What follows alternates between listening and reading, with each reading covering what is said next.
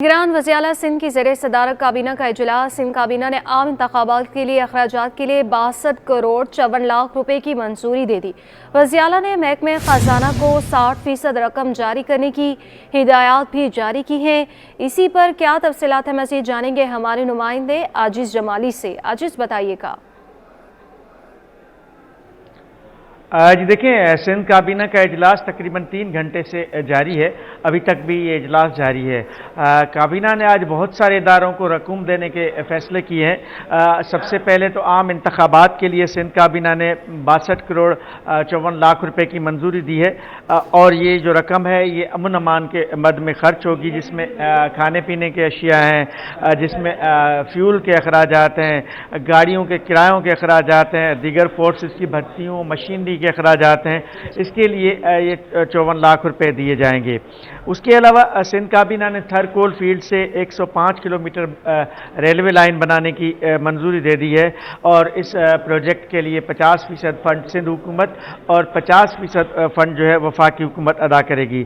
सिंध का काबीना ने कॉलेज ऑफ नर्सिंग को डाउ यूनिवर्सिटी, कॉलेज ऑफ नर्सिंग जो लियारी है उसको डाउ यूनिवर्सिटी से इल्हाक की भी मंजूरी दे दी है। सिंध काबीना ने इसके अलावा वाटर बोर्ड को 3.5 अरब रुपए देने की मंजूरी दी है। ये डिमलोटी से एक नई वाटर लाइन बनेगी DHA सिटी तक, जिससे DHA सिटी को पानी की फराहम की जाएगी। सिंध काबीना ने 2.5 अरब रुपए साइट एरिया, इंडस्ट्रियल एरिया जो है उसकी पानी के लिए मंजूर किए हैं। ये रकम भी वाटर बोर्ड को दी जाएगी। जबकि ग्रेजुएट LPR और कम्युनिकेशन के मद में 36 अरब रुपए के जो वाजबात थे उस पर भी सिंध काबीना गौर कर रही है। जबकि सिंध काबीना ने 36 अरब रुपए जो मुलाजमीन के पेंशन के जो फंड के हैं उसकी मंजूरी भी दे दी है।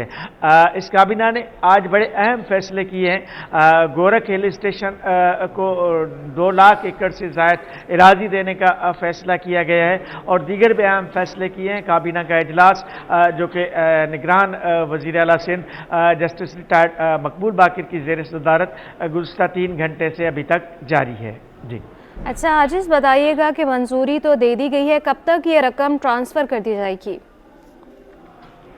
देखिए, जो इलेक्शन के हवाले से जो रकम है उसके लिए आज ही महकमे ख़जाना को निगरान वज़ीर-ए-आला ने हिदायत जारी कर दी हैं कि 60% रकम जो है आज से ही जारी कर दी जाए, जिसके लिए जो गाड़ियों के अखराजात हैं, फ्यूल के अखराजात हैं, खाने पीने के अशिया की ख़रीदारी है, इसके लिए ये 60% रकम अदा की जाएगी। अलबत्ता बकिया 40% रकम इलेक्शन से कबल वो भी जारी कर दी जाएगी। जी 40% रकम इलेक्शन से पहले दे दी जाएगी। ये बताइएगा आजिज़ जमाली की इस काबीना में कौन कौन मौजूद था? जी, सिंध काबीना का जो इजलास होता है उसका एक रूटीन सेशन होता है जिसमें तमाम सूबाई वज़रा मौजूद थे, चीफ सेक्रेटरी सिंध मौजूद थे, मुख्तलिफ महकमों के सेक्रेटरीज मौजूद थे, मुख्तलिफ मुतल्लिका महकमों के अफसरान मौजूद थे जिन महकमों के बारे में फ़ैसले किए गए हैं। जिस तरह मैंने बताया, वाटर बोर्ड है, गोरख हिल स्टेशन अथॉरिटी है, इलेक्शन कमीशन है, दीगर महकमों के हवाले से जो फ़ैसले हुए थे इन तमाम महकमों के जो सेक्रेटरीज थे वो भी काबीना के इजलास में मौजूद थे। जी, काबीना के इजलास में तमाम लोग मौजूद थे। काबीना ने आम इंतखाबात के अखराजात के लिए 62 करोड़ 54 लाख रुपए की मंजूरी दे दी है। वज़ीर-ए-आला ने महकमे खजाना को 60% रकम जारी करने की हिदायत भी जारी की है। इसी पर तफसीलात से हमें आगाह करे थे आजिज़ जमाली, आपका बहुत शुक्रिया।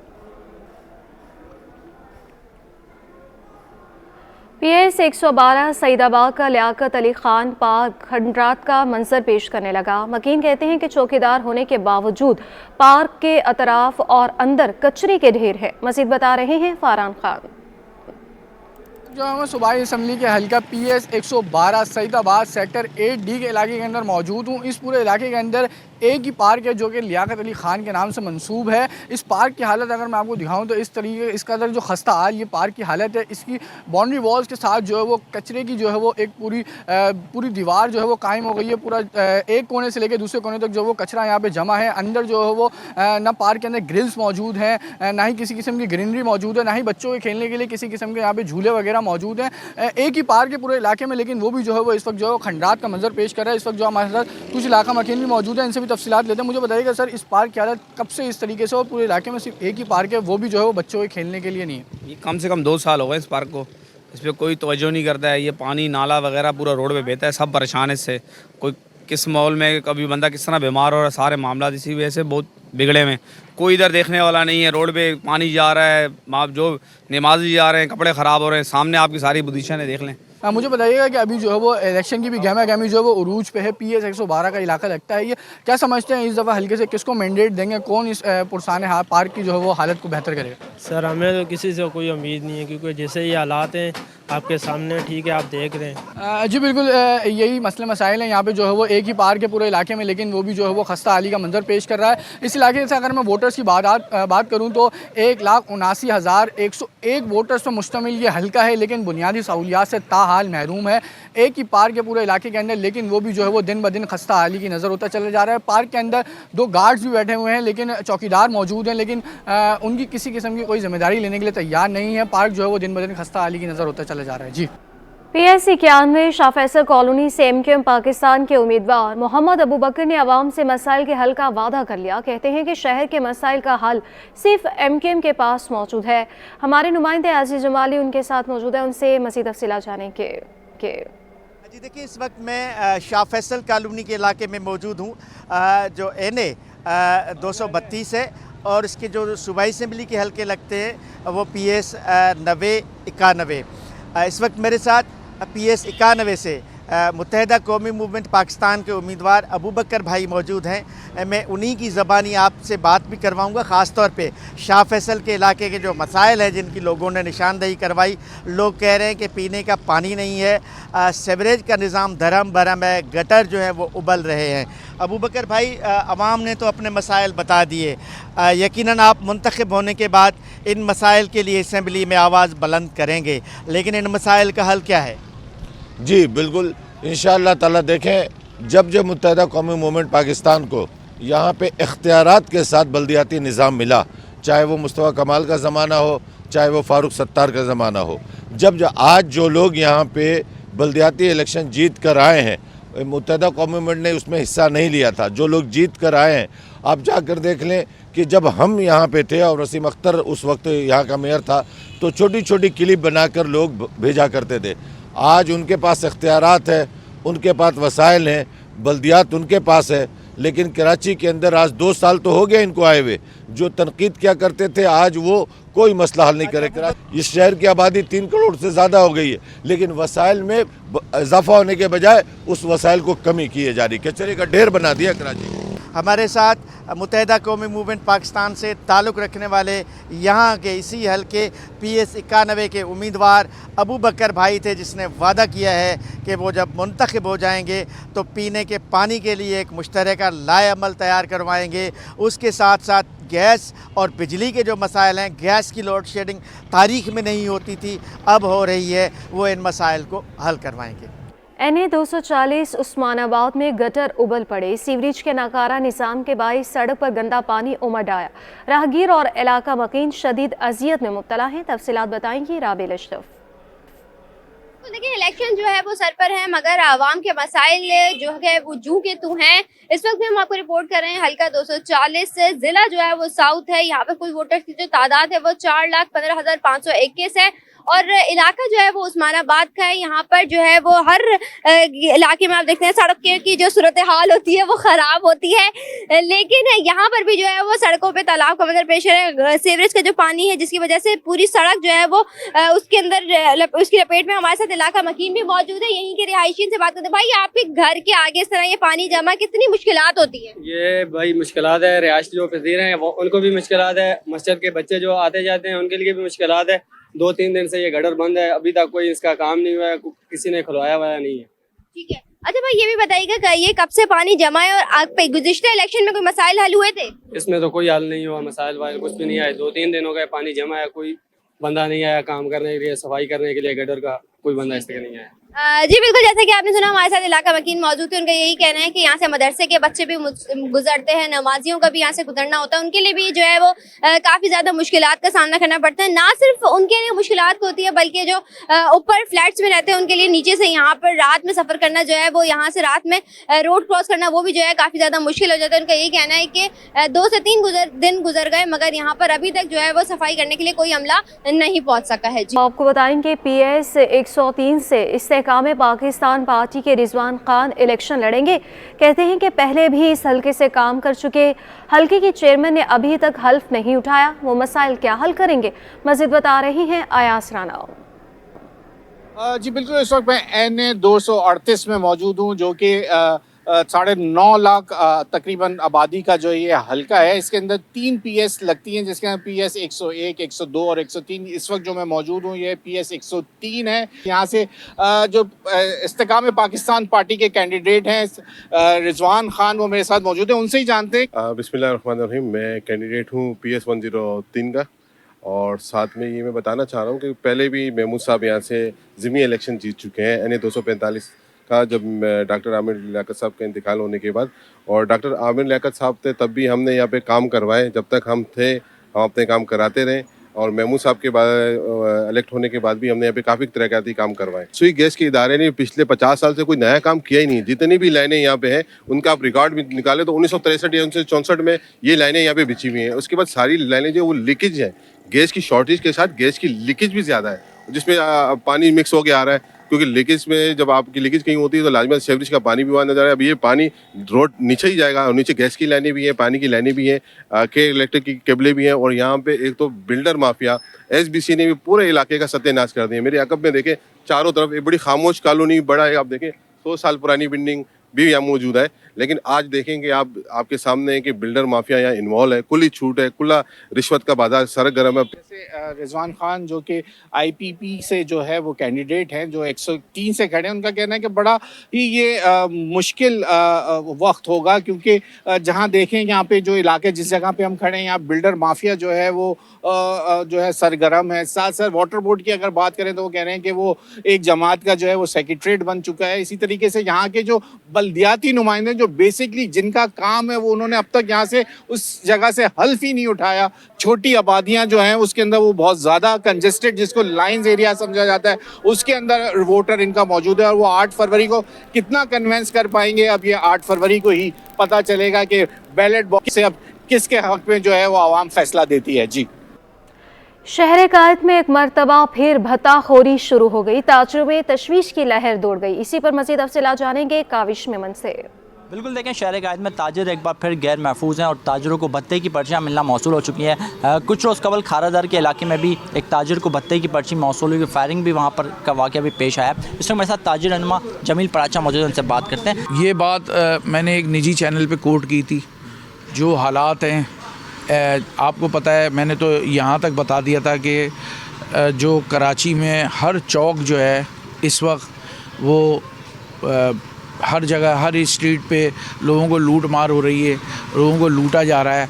तो मैंने तो इस बात को सब वाज़ेह, उसके बाद मुझसे अल्हम्दुलिल्लाह रेंजर्स के आला हुकाम ने भी मुझसे रब्ता किया और पुलिस के आला हुकाम ने भी मुझसे रब्ता किया, और जो उसके बाद उन्होंने बताया कि हम ये काम कर रहे हैं।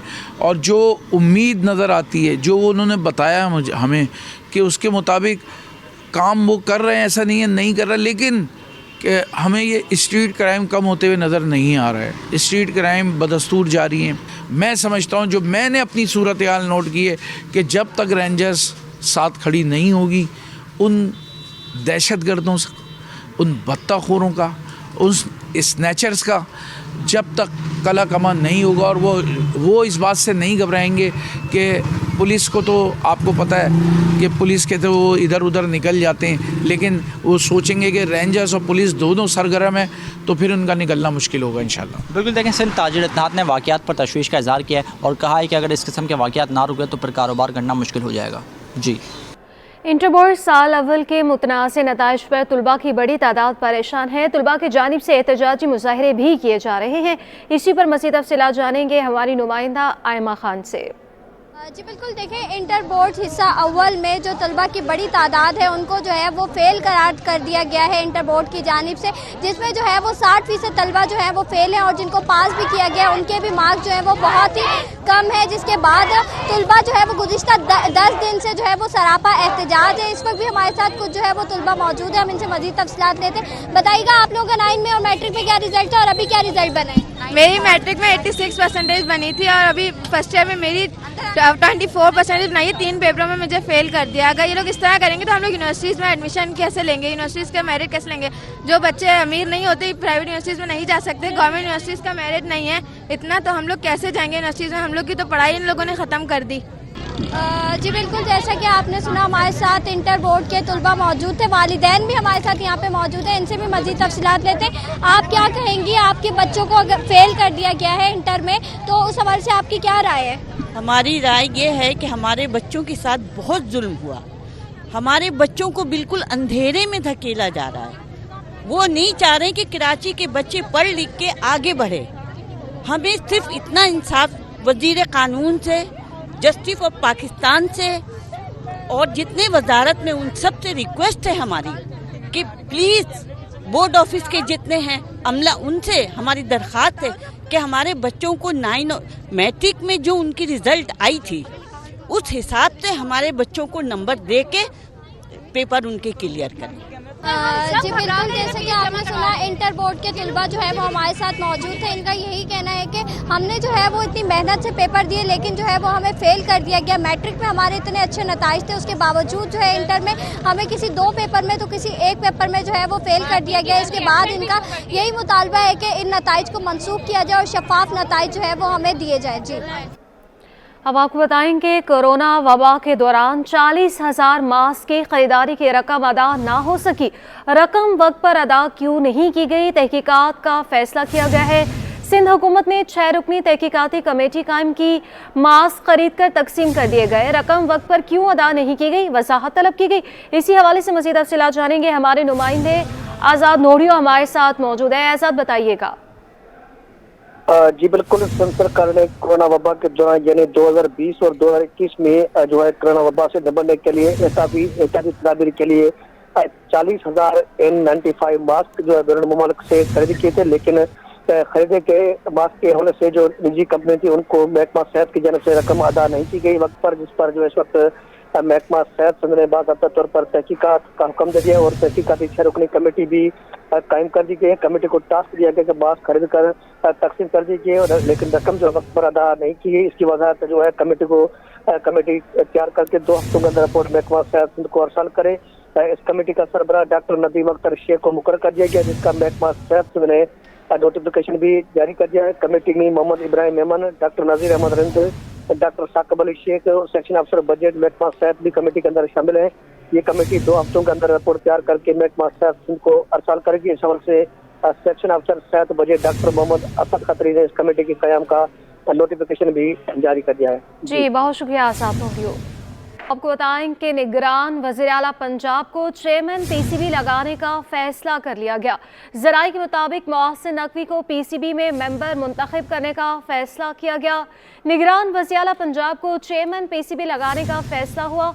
ज़राए के मुताबिक मोहसिन नकवी को पीसीबी में मेंबर मुंतखब करने का फैसला किया गया है। निगरान वज़ीर आला पंजाब को चेयरमैन पीसीबी लगाने का फैसला। ज़राए के मुताबिक मोहसिन नकवी को पीसीबी में मेंबर मुंतखब करने का फैसला किया गया है।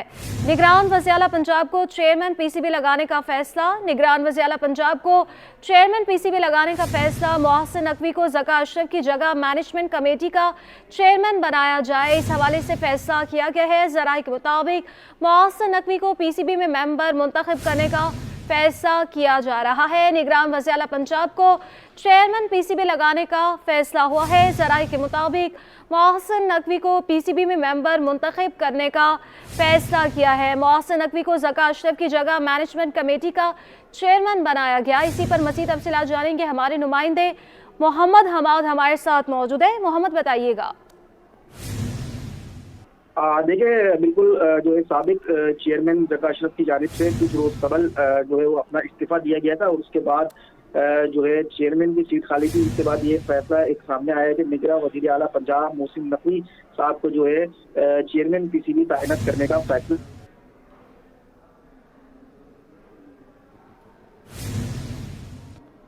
जी, मोहम्मद हमाद से दोबारा रब्ता करने की कोशिश करेंगे। अपने नाज़रीन को एक बार फिर से बताएं कि निगरान वज़ीर आला पंजाब को चेयरमैन पीसीबी लगाने का फ़ैसला किया गया है। मोहसिन नकवी को ज़का अशरफ की जगह मैनेजमेंट कमेटी का चेयरमैन बना दिया गया। निगरान वज़ीर आला पंजाब को चेयरमैन पीसीबी लगाने का फ़ैसला किया गया है और निगरान वज़ीर आला पंजाब को चेयरमैन पीसीबी लगाने का फैसला हुआ है। ज़राए के मुताबिक ये बताया जा रहा है और मोहसिन नकवी को ज़का अशरफ की जगह मैनेजमेंट कमेटी का चेयरमैन बनाया गया है। निगरान वज़ीर आला पंजाब को चेयरमैन पीसीबी लगाने का फैसला हुआ है। ज़राए के मुताबिक ये बताया जा रहा है कि मोहसिन नकवी को पीसीबी में मेंबर मुंतखब करने का फैसला किया गया है। मोहसिन नकवी को ज़का अशरफ की जगह चेयरमैन मैनेजमेंट की जगह दी जा रही है और मैनेजमेंट कमेटी का चेयरमैन बनाया गया है। मोहसिन नकवी को आपको बताएं निगरान वज़ीर आला पंजाब को चेयरमैन पीसीबी का ज़राए के मुताबिक बताया जा रहा है कि निगरान वज़ीर आला पंजाब को चेयरमैन पीसीबी लगाने का ये फैसला सामने आया है। ज़राए के मुताबिक मोहसिन नकवी को पीसीबी में मेंबर मुंतखब करने का फैसला किया है। एक बार फिर से बात करेंगे मोहम्मद हमाद, हमारे नुमाइंदे हमारे साथ मौजूद है। मोहम्मद हमाद, बताइएगा इस हवाले से। देखिए बिल्कुल गुज़िश्ता दिनों जो है साबिक पीसीबी चेयरमैन ज़का अशरफ की जानिब से इस्तीफ़ा दिया गया था और इसके बाद इनका इस्तीफ़ा कबूल होने के बाद जो है निगरान वज़ीर आला पंजाब मोहसिन नकवी को जो है चेयरमैन पीसीबी लगाने का फैसला किया गया है। ज़राए का ये कहना है कि मोहसिन नकवी को ज़का अशरफ की जगह मैनेजमेंट कमेटी का चेयरमैन बनाने का जो है वो फैसला किया है कि और इस वक्त जो है वो निगरान वज़ीर आला पंजाब मोहसिन नकवी जो है पंजाब के वज़ीर निगरान वज़ीर आला भी हैं। साथ ही साथ ये चीज़ खबर सामने आई है कि इनको चेयरमैन पीसीबी लगाने का फैसला किया गया है क्योंकि ज़का अशरफ जो है वो चेयरमैन पीसीबी के ओहदे से जो है मुस्ताफ़ी हो। अच्छा, हमारे इस हवाले से बताइएगा कि क्योंकि मोहसिन नकवी इस वक्त निगरान वज़ीर आला भी हैं तो क्या दो ओहदे एक साथ रख सकते हैं? मोहसिन नकवी को ज़का अशरफ की जगह मैनेजमेंट कमेटी का चेयरमैन बनाया गया है। मोहम्मद हमाद हमें अपडेट कर रहे थे, आपका बहुत शुक्रिया।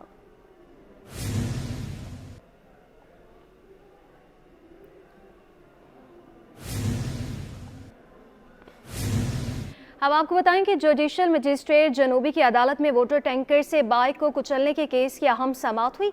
मुलजिम को जमानत मंजूर होने के बावजूद जेल भेज दिया गया। मज़ीद तफसीलात बताएंगे जवाद आसिफ। बिल्कुल, देखें वाटर टैंकर से बाइक को कुचलने का मामला है जिसकी समाअत आज जुडिशल मजिस्ट्रेट जनूबी की अदालत में हुई है। पुलिस ने गिरफ्तार मुलजिम फयाज को अदालत में पेश कर दिया। पुलिस की जानिब से मुलजिमान के 14 रोज़ा जिस्मानी रिमांड की इस्तदा की गई जिसे अदालत ने मुस्तरद करते हुए मुलजिम की 67 लाख रुपए ज़मानती मचलकों के इवज़ ज़मानत मंजूर कर ली है। ताहम मुलजिम इतनी बड़ी जो रकम दी ज़मानत उसके मचलके जमा नहीं करवा सका जिस पर अदालत ने उसे जुडिशल रिमांड पर जेल भेजने का हुक्म सादिर कर दिया है। अदालत का ज़मानत देते हुए यही कहना था कि इसका जो जुर्म है वो काबिल ज़मानत है। वाक़या कल लकी स्टार चुरंगी के करीब आया था जहां पर वाटर टैंकर ने बाइक वाले को कुचल दिया था जो अपनी फैमिली के साथ जा रहा था। फैमिली बच गई, ताहम बाइक वाला मौके पर ही दम तोड़ गया था। वाक़े का मुकदमा थाना सदर में दर्ज किया गया था। जी आगे बढ़ें और आपको बताएं कि दरख्शा थाने की हदूद से 2 दोस्तों समेत गेस्ट हाउस के मालिक को अगवा कर लिया गया। इसी पर मज़ीद तफसीलात जानेंगे हमारी नुमाइंदा अनुषा जाफरी से। जी बिल्कुल, देखिए दरख्शा थाने की हदूद से मुबैना तौर पर आमिर शेख नामी और 2 अफराद और जो है वो अगवा होने की इतलात मौसूल हो रही है। मुबैना अगवा जो है वो कहा जा रहा है कहा यह जा रहा है कि जो आमिर शेख की अहलिया है उन्होंने जो है वो दरख्शा थाने में दरख्वास्त भी जमा कराई है। कल रात में जो है वो एक CCTV हमारे पास सामने आई जिसके अंदर 2 नामालूम मुबैना अगवाकार जिसको कह सकते हैं वो आमिर शेख की एक गाड़ी जो आमिर शेख ने रेंट पे ली हुई थी, जो हमारे ज़राए हैं उन्होंने बताया है ये वो गाड़ी है। वो यहाँ पर जो जिना अस्पताल के साथ एक प्राइवेट पार्किंग बनी हुई है वहाँ पर ये पार्क करके गए हैं और इसके ऊपर जो है वो ना ही नंबर प्लेट है ना कुछ है। ये हमारे साथ पार्किंग के जो हैं यहाँ पर जो गाड़ियाँ लगाते हैं, ये बताइएगा ये कौन पार्क करके गया था, क्या इत्तला मौसूल है? ये तो 2 बंदे आए थे, हमारी ड्यूटी है 7 से 7। ये तकरीबन 8:52 पे गाड़ी आई है, 9 बजे के करीब आई है। तो 2 बंदे आए, वो रात को बंदे आए थे। CCTV मैंने निकाल के क्या बोल के गए थे? वो तो बोला उन्होंने ये तो बंदे हमारा नहीं है, जो गाड़ी लेके आए ये और है। ये तो उन्होंने पार्किंग की, दूसरा लड़का बैठा हुआ था उसको बोला ये मेजर की गाड़ी, हम पर्ची वर्ची नहीं लेते होते और गुस्से में देख रहे थे। सीसीटीवी में बकायदा देख रहे हैं। गए किधर है? ये सीधा गए हैं क्या फाइल थी कोई? हाँ, फाइल पकड़ी हुई थी, एक बंदे ने मास्क पहना हुआ था, निकल गए दोनों। दो अफराद आए थे, एक ने हाथ में फाइल पकड़ी हुई थी, एक ने मास्क लगाया हुआ था और खुद को मेजर जाहिर करके गए, आगे क्या के गए, ये मेजर की गाड़ी थी, इसके पैसे भी देकर नहीं गए। दोनों अफराद की गाड़ी जो है वो यहाँ पार्क करके पैदल की तरफ आगे की जानिब गए हैं। दरक्षा थाने की हदूद में ये हुआ है। और जो गेस्ट हाउस जो मुबैना जो होटल बताया जा रहा है जिसकी चाबी अंदर पड़ी हुई है, वो जो है गुलशन इकबाल में एक बेंगलोर का बताया जा रहा है। और ये गाड़ी भी रेंट की बताई जा रही है जो कि आमिर शेख ने 2 माह पहले तकरीबन शायद रेंट पे ली थी। दरक्षा थाने की पुलिस जो है वो अब तक मुबैना अगवा होने वाले आमिर शेख की बाजियाबी के लिए कोई काम कर रही है या नहीं कर रही, मुकदमा दर्ज हुआ ही नहीं हुआ, इसका अभी तक जो है वो कुछ पता नहीं चल सका है। इस हवाले से जो है वो फिलहाल सदर पुलिस ने अपनी तहकीकात शुरू की है। जी, सिंध हाई कोर्ट में शाहिद खाकान अब्बासी का नाम ECL से खारिज करने से मुतालिक दरख्वास्त पर अहम समाअत हुई। इसी पर मज़ीद तफसीलात जानेंगे हमारे नुमाइंदे मुमताज़ जमाली से।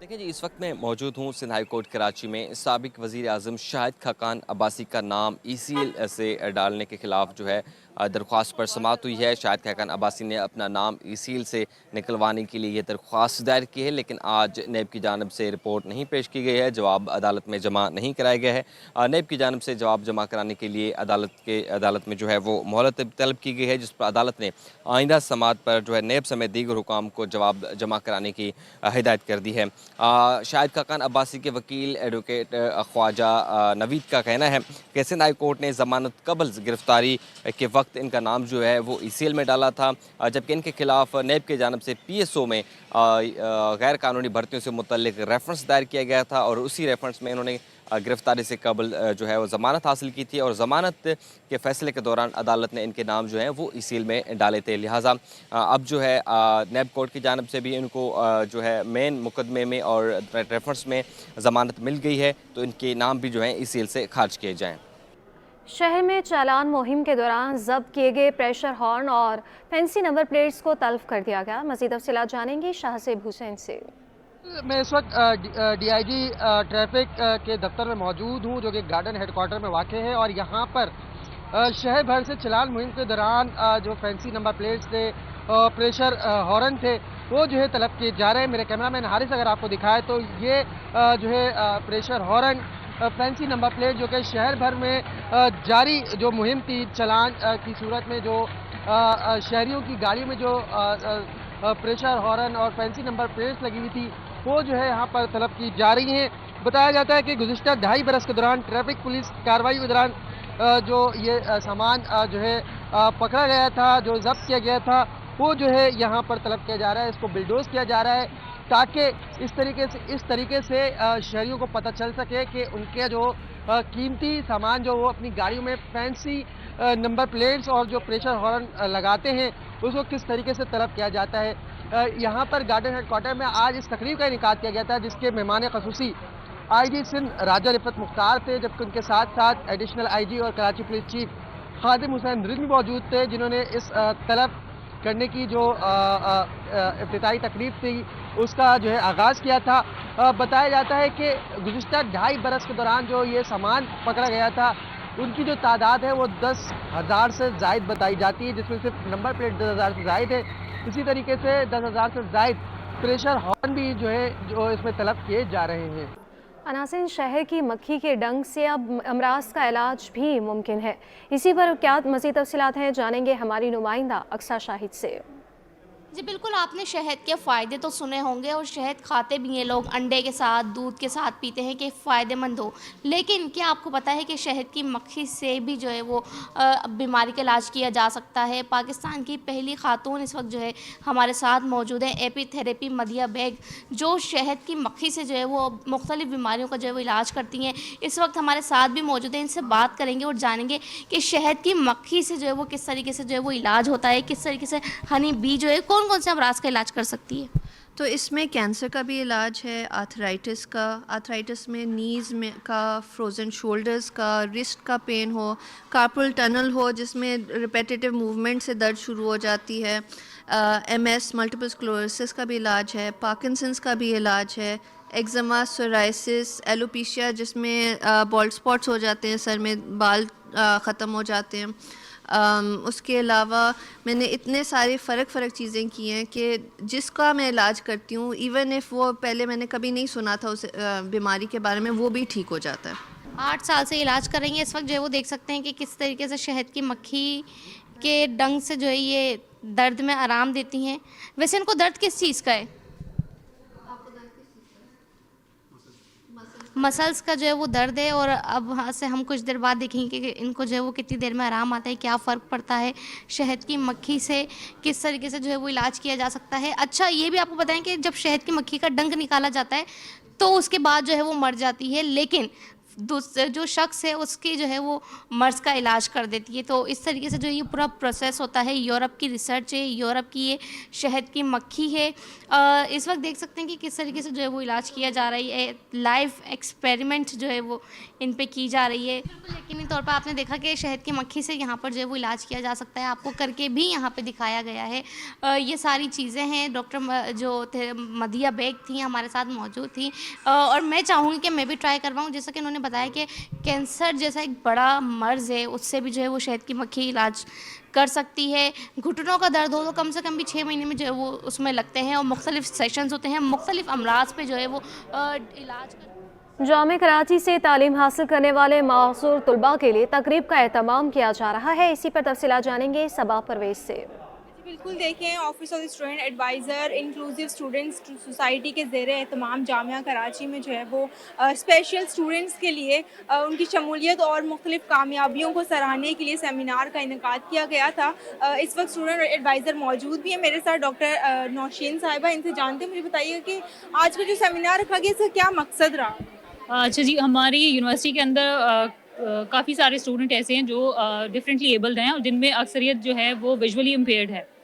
तो आज हम अपने डिफरेंटली एबल स्टूडेंट की जो अचीवमेंट्स हैं, जो यहाँ से पास आउट हो चुके हैं, और जो हमारे करंट स्टूडेंट हैं, उनकी अचीवमेंट्स को हम सेलिब्रेट करने के लिए आज सब यहाँ पे जमा हुए थे। और वाइस चांसलर साहब की खुसूसी हिदायत पर इस प्रोग्राम का इनेकाद किया गया था कराची यूनिवर्सिटी के अंदर। और हमारी यूनिवर्सिटी के अंदर जो स्टूडेंट की ऑफिशियल सोसाइटीज़ हैं वो 7 सोसाइटीज़ हैं, जिनमें से एक सोसाइटी हमारी इंक्लूसिव स्टूडेंट सोसाइटी है, जो कि एक्सक्लूसिवली हमारे डिफरेंटली एबल स्टूडेंट के लिए है, ताकि उनको एक ऐसा हम प्लेटफॉर्म मुहैया कर सकें कराची यूनिवर्सिटी के अंदर, जहाँ पे वो मुख्तलिफ सरगर्मियों में जो हमारी तालीम के अलावा एक्स्ट्रा करिकुलर और को करिकुलर एक्टिविटीज़ होती हैं उसमें पार्टिसिपेट कर सकें। बिल्कुल, जो ये हमारे डिफरेंटली डिसेबल्ड स्टूडेंट्स हैं ये मुख्तलिफ जगहों पर जाकर सेमिनार्स का इनेकाद करवाते हैं, जिसमें डिबेट हो गई, उसके साथ जी बहुत शुक्रिया सबा परवेज।